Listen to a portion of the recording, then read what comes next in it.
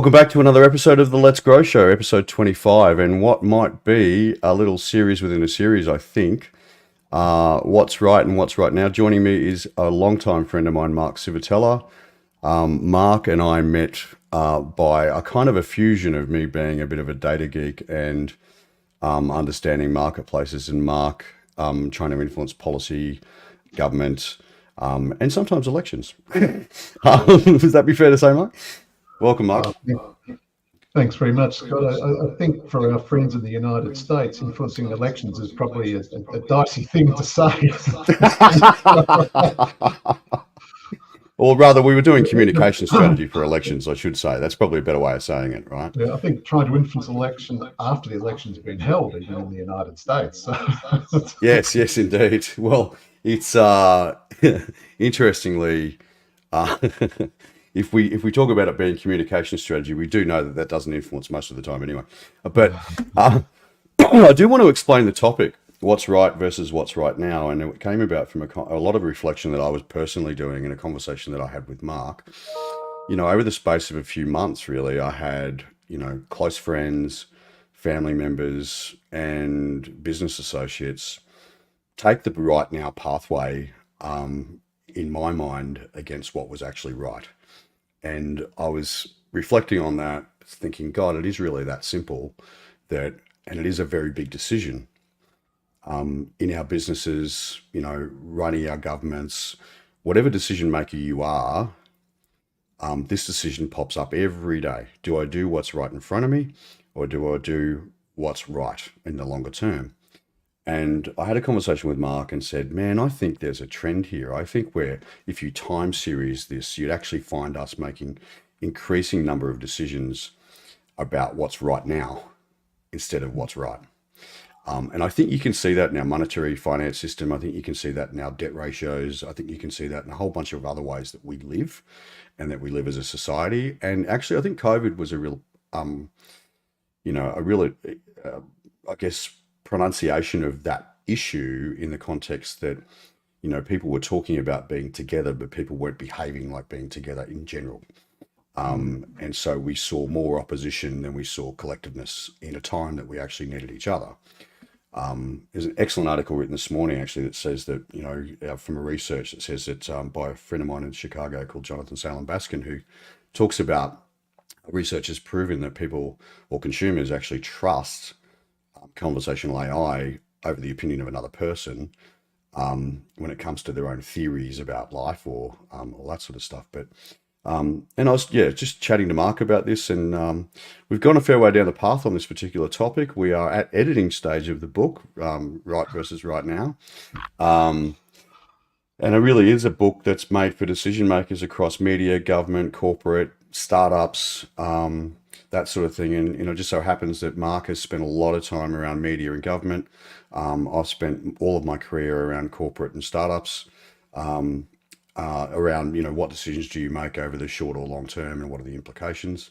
I think as a former supplier in consumer goods in Australia, I saw a lot of suppliers making very short-term decisions about hitting annual targets while retailers were circling the wagons, right, over the longer term, and we are now in a position of imbalance. So I might just throw to Mark for what might be, I guess, an inflection on something that's affected us all, or reflection, on what's affected us all, which would be COVID-19. So Mark's done a bit of work on reflecting upon that.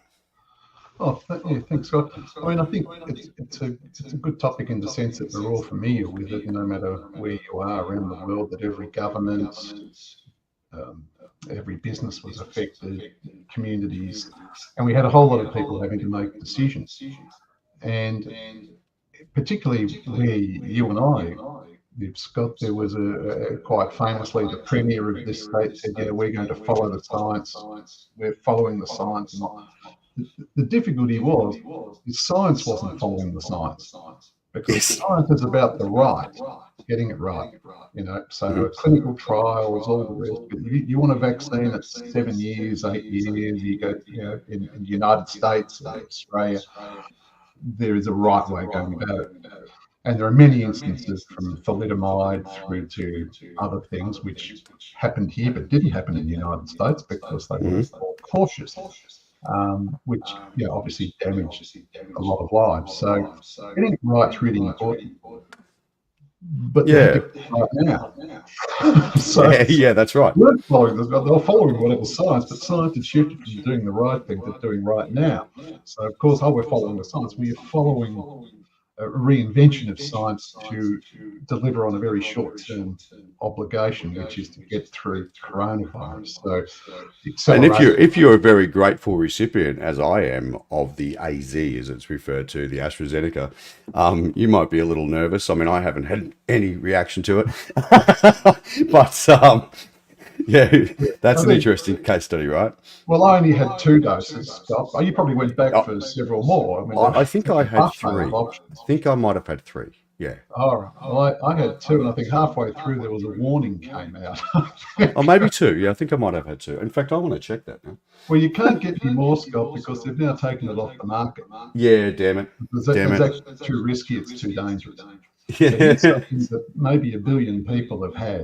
That when the right bit gets to the right now, you actually say, well, hang on a minute. Whatever you do, don't give anyone else more of that because it's too dangerous. I'm happy to say I've But, just had two. oh, right. And of course, the other two that we had in Australia, of the three that were distributed by government, both have now been uh, assessed with long-term consequences and all the rest. So that's just the vaccination stage. And the point you pointed out earlier really is the impact on human society as we for those that aren't in Melbourne, we had the longest lockdown of any city in the world. See So what my we recall's like, Mark. 263 days? I I I think it tuned was out. 263. I was 263 days. We and went on vacation. I mean, I took my daughter to the living room and it was amazing. Took photos. It was incredible.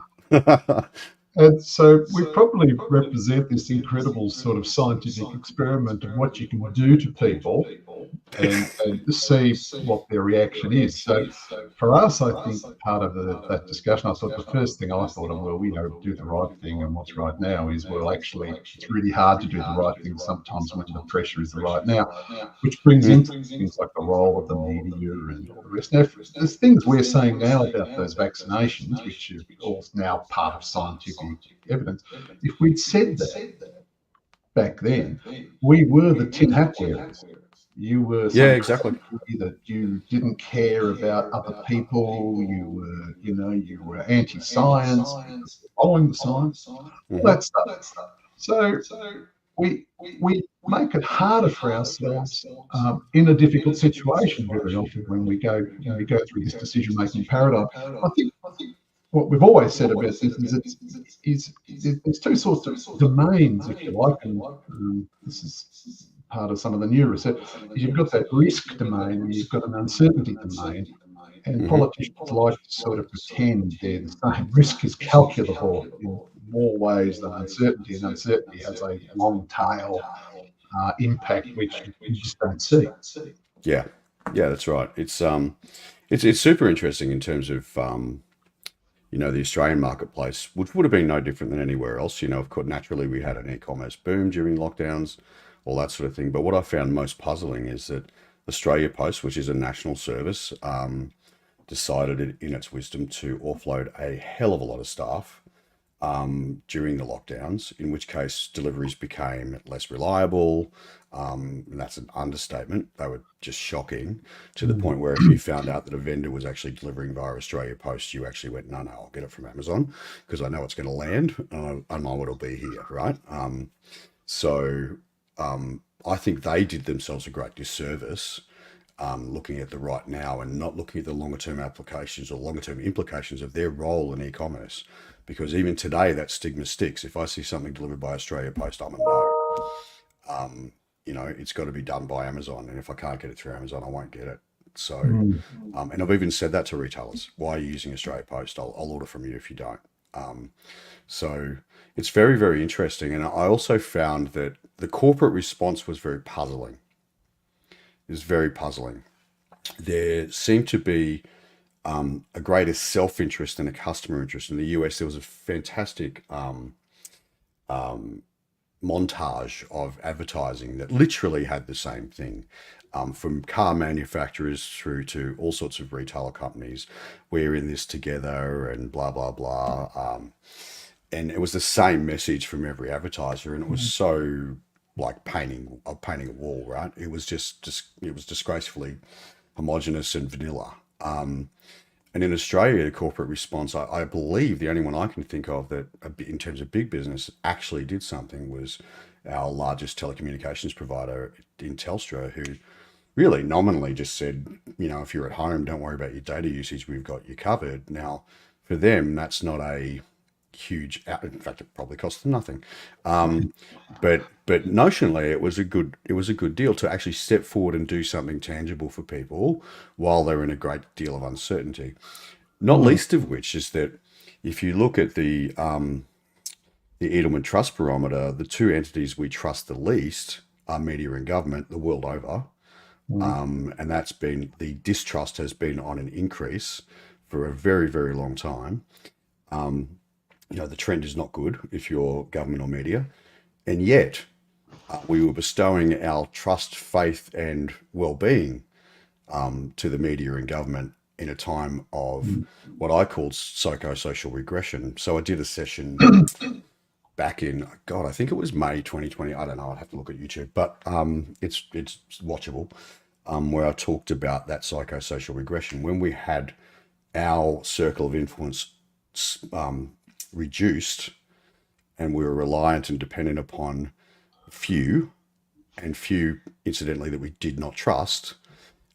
We found ourselves regressing into an adolescent mindset and wanted to do more immediate things and get more instant gratification and things like that. So, alcohol consumption, things like that just went through the roof. Consideration and consequence started to dwindle away in our decision-making frameworks, right? But I Mm. think I'm still shocked and amazed that corporate fundamentally sat there and went, we don't know what to do, and nothing is better than something.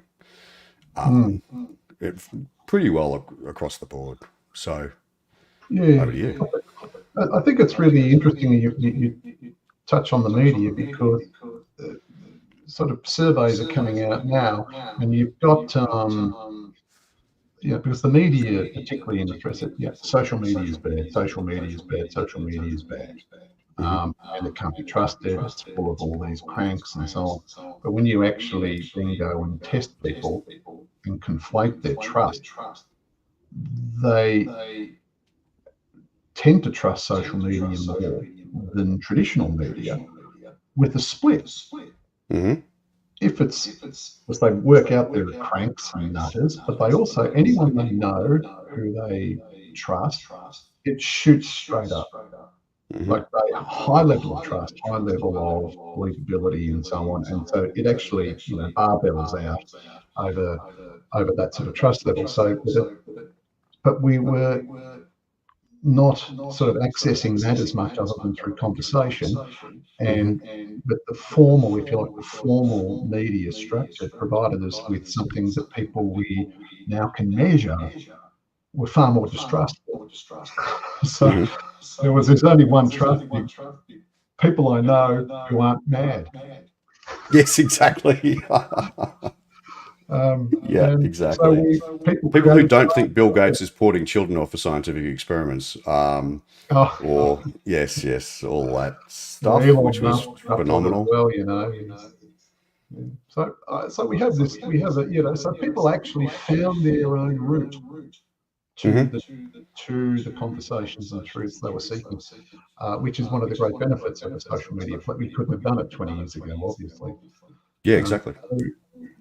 yeah, so you're I mean, that right. in and of itself, when we talk about what's right and what's right now, oh, you're hearing an echo, Tom, from me or from Mark? I think when I can hear an echo off you as well, Scott. I'm I not hearing speak. that. That's weird. Okay, I'll see what I can do with the mic. Um, um, hmm. Yeah, it's when I Is that speak, better? it goes. That is Is that better. better? Yeah. Yep. Cool. Well, guys, sorry about that. 15 minutes in, we just realized we had a problem. Thanks, Tommy, for letting us know. So is that better, Tom? If you can confirm, that would be fantastic. And of course, and naturally, I've lost my train of thought.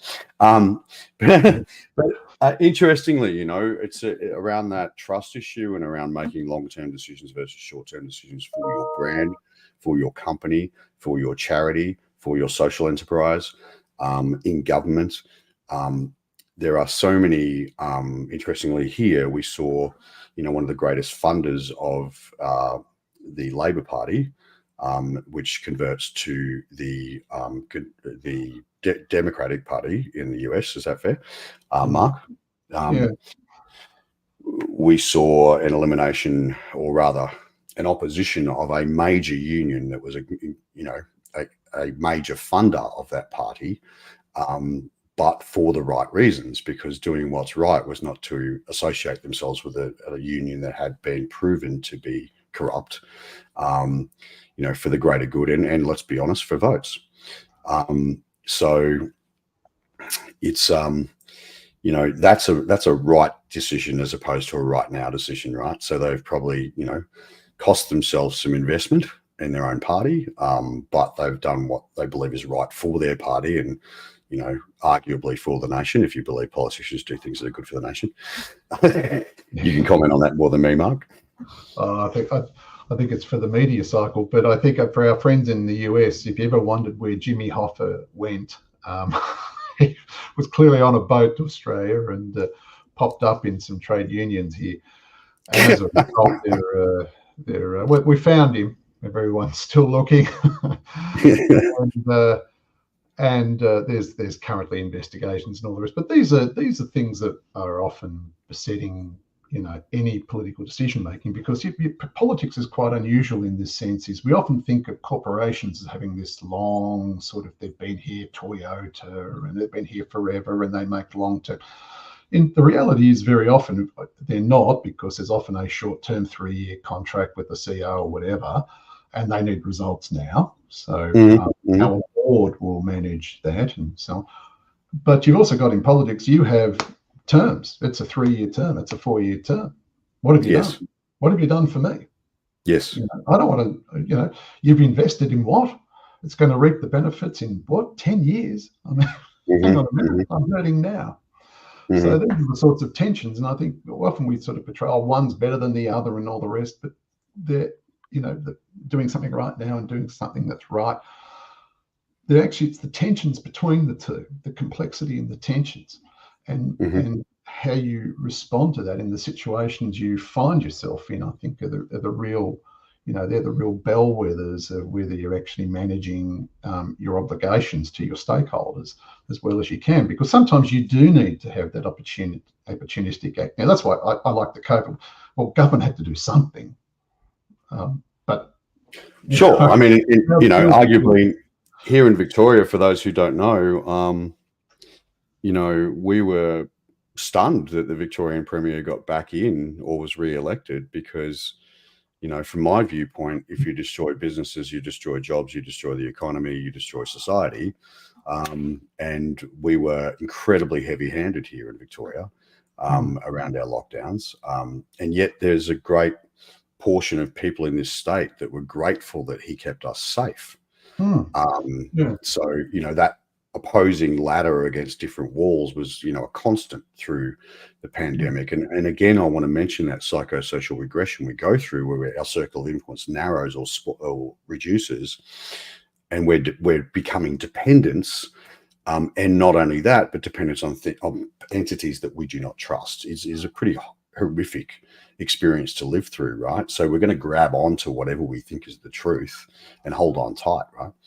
Yeah. I think also in those contexts, was the opposition up to it, or there's all these other factors that come in, and we could debate that. Oh, however, you could have thrown a giraffe up against him, and the giraffe would have won.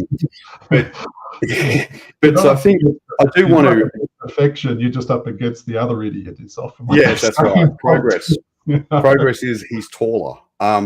So I think I do want to just switch from a time point of view. Mark and I have promised that these episodes will go only 30 minutes. in which case we're going to have heaps, because we've come up with so much. Our initial conversations have already turned into a book in a matter of weeks. So, then, the editing process, we're hoping that in January you'll be holding one in your hand.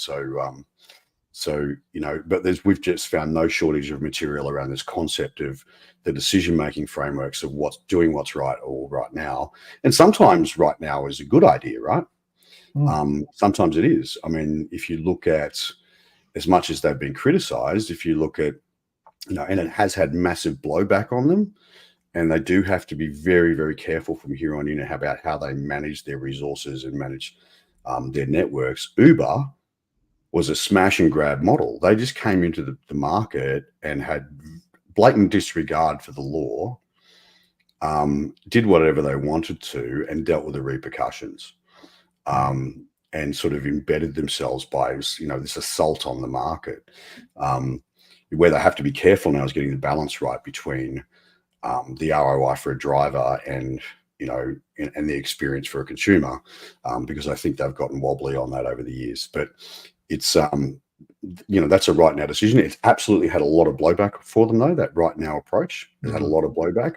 But if you think about taking over the taxi markets across the world, I'm not sure they had another choice. I think if they had got caught in to engaging government and engaging these entities, they wouldn't be in market today.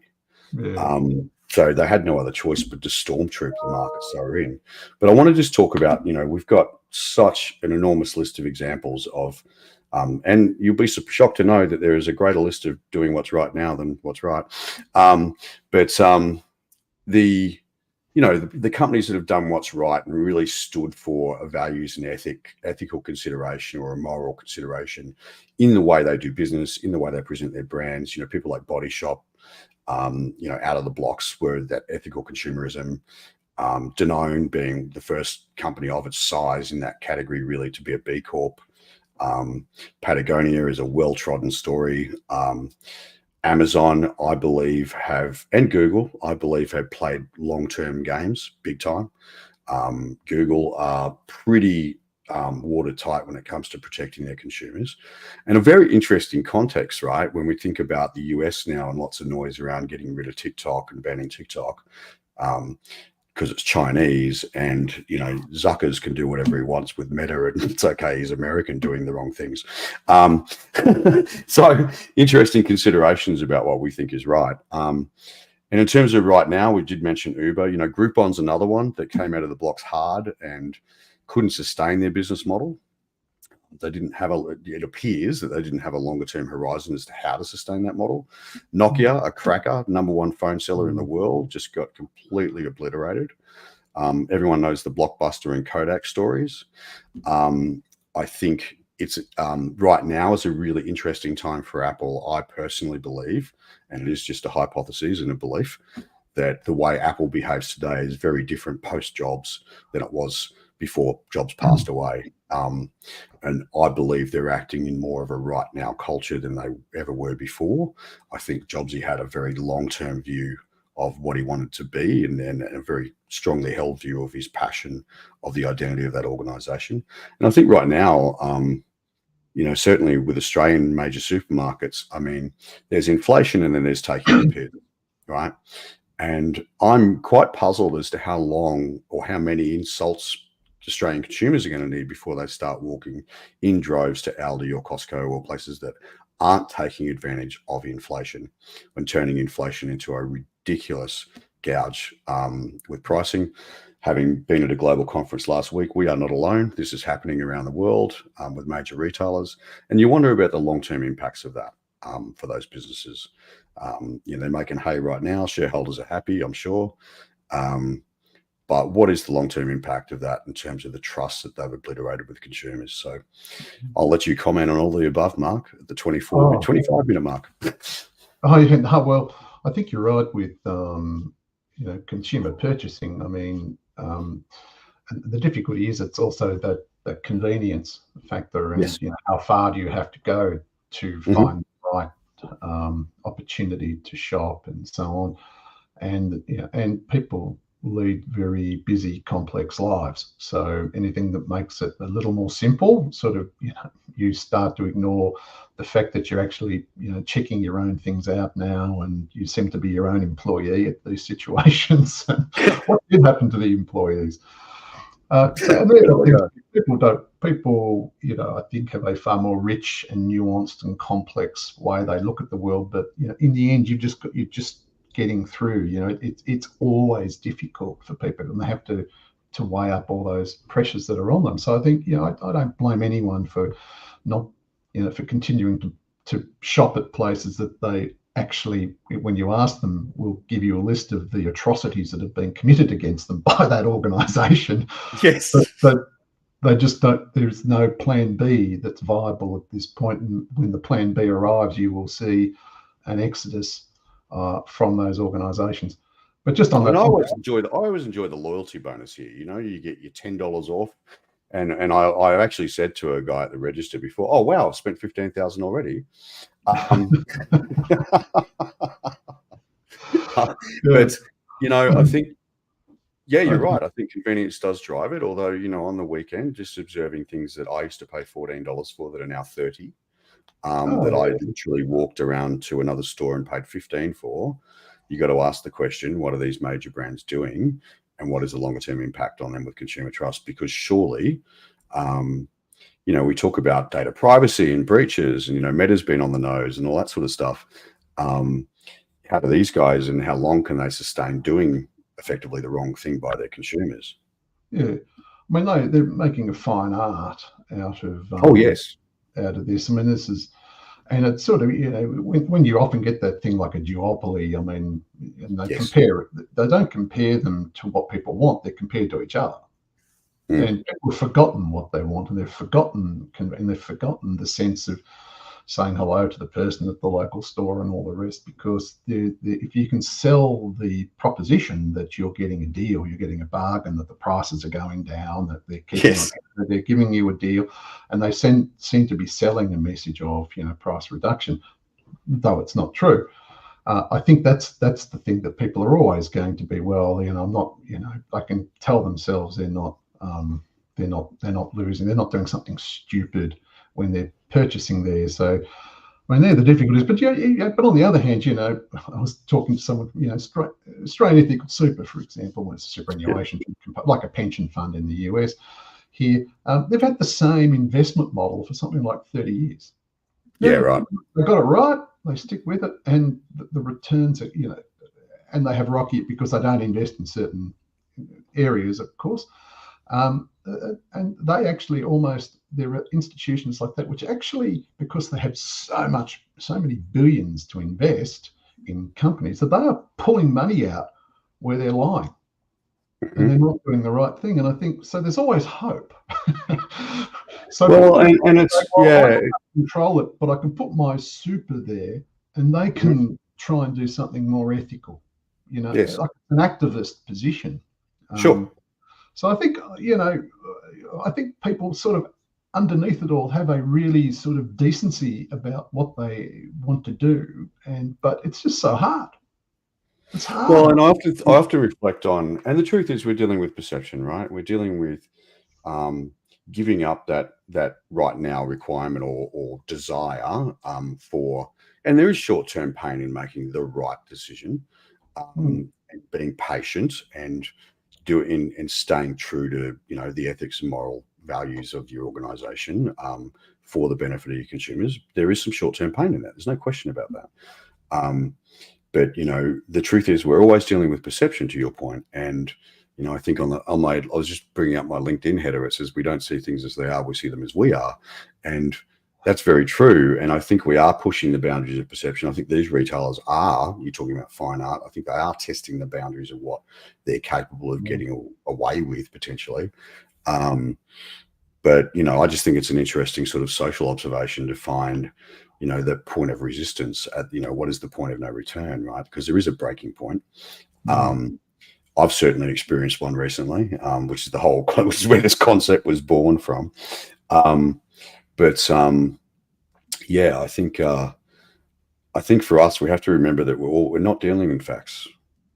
No, We're dealing in perceptions, Yeah. and I, it doesn't matter what's true. It matters what people believe is true. mm. Um, And and you know, if we have, people we have believe people believe they just got $10 off their shop. That's yeah. Yeah, dollars. look at that. I got rewarded, and they forget that they had to spend 15 grand to do it. I I don't don't know what want the to number shock you. is. You're a winner, Scott. Yeah, indeed. You Well, won, you mate. know, it's a funny thing, Mark. Every time I go into Timu, I win something. It's incredible. I'm one of the luckiest guys in the world.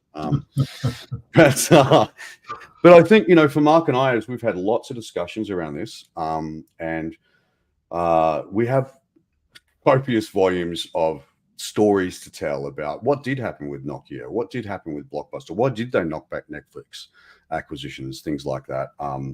What was the decision at the moment, and how much right now was influencing what was probably right? You know, why didn't they have the foresight about streamed media, that sort of thing?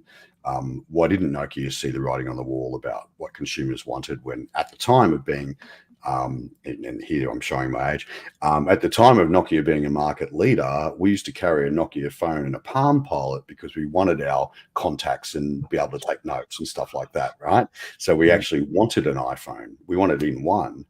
And, you know, when that started to become a reality with, God, what was the name of that company? They're gone, aren't they? The BlackBerry. BlackBerry, thank you very much. And you know, when BlackBerry hit the market, soon followed by Apple, yeah, I mean, Nokia went, Palm Pilot went. It's But so but also you've underestimated, Scott. You had the Palm Pilot in one hand, you had the Nokia in the other, and you had the batteries in your pocket as well because it was, the battery yeah, I market know, right? was a very unusual mobility attached back then. We're showing our age, Scott. Yeah, we are showing our age, but you know, I mean, the decisions that were made at that time are interesting, and I honestly do think the decisions made by Apple are really interesting now too. It's interesting to see. It appears that the iPhone 16 is in fact cheaper than the 15, which makes me angry because I bought a 15. But yeah, so I mean, there's some jostling and decision making going on around, you know, where are we going to be price point wise, and what's the rub point for a consumer, and you know, why has Apple got a significantly inferior AI delivery through Siri to you know, why have they got that, and yet they're launching goggles that allow me to AR my workplace? I mean, for $7,000. I mean, I just don't understand the priorities, you know, when it comes to market share, adoption, acceptance, and conversion. Right? I just don't understand where that comes from. And the same goes, you know, last week I was at the Global Food Banking um, Summit, and in Sydney we hosted it. There was, I think, 58 countries, 300 odd delegates, and you know, super interesting to me how much in the social services sector that we get caught up in response and not proactivity. We get caught up in you know, being injured first and asking for help later instead of avoiding the injury. That was really interesting to me, and it's a bit of a paradigm in that space because they've always been undernourished from an economic perspective, underfunded, and have really been left with that sort of stimulus response model. So, you know, that's a lot of right now when, you know, what's right is to think about building a longer term view of solving the hunger problem. And sitting down with countries of a third world nature was just heartbreaking to hear. You know, here we are in Australia with a hunger map, and, you know, frankly, we don't know what poverty is really. So, but yeah, so I mean, all relative, yeah. And so, I mean, with that, I mean, I guess, Mark, I feel like there'll be series after series. What we would like from you is any questions. Many of you won't be watching this live. You'll watch it on replay. That's how it rolls. But I do see you, Kenny, on YouTube. I'm just trying to multitask here, my friend. Uh, so, yeah, I mean, it would be great to get some comments from you guys about examples or considerations or thoughts that you're having about decisions that have been made by government, by the media, by corporate, that you are rather puzzled by in terms of that dilemma of doing what's right or right now. So that would be really great to have that feedback. Any closing comments from you, Mark? Oh, look, I think that I think we often underestimate just how, you know, we make decisions every day. Mm-hmm. And the context of those decisions are rich and different, and we do them in personal life, business, long term, short term, different goals. And I think what we're hoping to achieve here, Scott, is at least provide a elevated basis upon which those decisions can be made through Yes. these discussions. And without just having fun at the people who have blown up and got it totally the wrong way around, which of course are fantastic case studies, which are funny as well. Yeah, well, they are. I mean, they are somewhat amusing, Yeah, unless you were the founder, right? of Unless you course, were the person that lost all the money. yeah. But I think, for me, particularly being involved in startups for pretty much most of my career, startups or, growth exercises, short-term views were never in the bailiwick of that practice, right? So it was always taking a longer-term view. And I find that in the technology business in Australia, we lag behind the US because our investors have a much shorter-term view of return. A Trello wouldn't have been possible in Australia. No way. No. With Australian investors, no way would they be patient enough to go, oh, you got 17 million customers. Okay, I reckon it's time to sell.